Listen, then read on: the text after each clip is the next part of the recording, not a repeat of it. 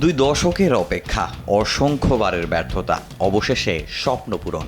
ইউরোপের সবচেয়ে বড় মঞ্চের ফাইনালে আর্সেনাল। লন্ডনের এমিরেটস যেন আগুনে জ্বলছে, মাঠের মতো গ্যালারিতে উত্তাপ গর্জন, সব মিলিয়ে এক মহাযুদ্ধের আবহাওয়া। প্রথম লেগে এক ড্রয়ের পর দ্বিতীয় লেগে সব হিসেব নিকেশ পরিষ্কার, জিতলি ফাইনাল, হারলেই বিদায়। শুরু থেকেই দুদলই সতর্ক, আক্রমণ পাল্টা আক্রমণে টান টান উত্তেজনা। তবে ঘরের মাঠে সময় বাড়ার সঙ্গে সঙ্গে ম্যাচের নিয়ন্ত্রণ নিয়ে নেয় মিকেল আর্তেতার শিষ্যরা। 43 মিনিটে ম্যাচের টার্নিং পয়েন্ট। লিয়ান্দ্রো ট্রোসার্ডের শট, দারুণ সেভ দেন গোলরক্ষক ইয়ান ওব্লাক। তবে বিপদ মুক্ত করতে পারেননি বুকায়ো সাকার পায়ে বল। ফিরতি শটে তার বুদ্ধিদীপ্ত গোলে এগিয়ে যায় গানার্স। এবারের চ্যাম্পিয়ন্স লিগে এটা সাকার তৃতীয় গোল, অক্টোবরের পর প্রথম। এরপর বল দখল, অন টার্গেট শটে খুব একটা এগিয়ে না থাকলেও সাকার এই গোলে ভর করে উজ্জীবিত হয়ে বিরুদ্ধে যায় আর্সেনাল।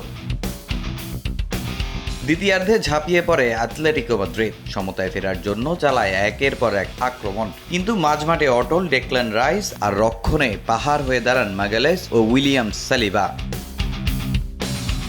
শেষ মুহূর্তে নিশ্চিত গোলও বাঁচান গ্যাব্রিয়েল। এ যেন নিখুঁত ডিফেন্সিভ মাস্টার ক্লাস।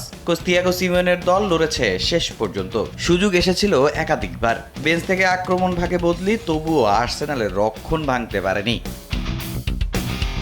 শেষ বাঁশি আর আনন্দে ফেটে পড়ে এমিরেটস স্টেডিয়াম। 2006 সালের পর প্রথমবারের মতো চ্যাম্পিয়ন্স লিগের ফাইনালে গানার্স। পুরো টুর্নামেন্টে টানা 14 ম্যাচ অপরাজিত আর্সেনাল। এই মৌসুমে 41 জয়, ক্লাব ইতিহাসের অন্যতম রেকর্ড। রক্ষণে অসাধারণ ধারাবাহিকতা, কোচ মিকেল আর্তেতার হাত ধরে তারুণ্যের আর্সেনাল লিখছে নতুন ইতিহাস।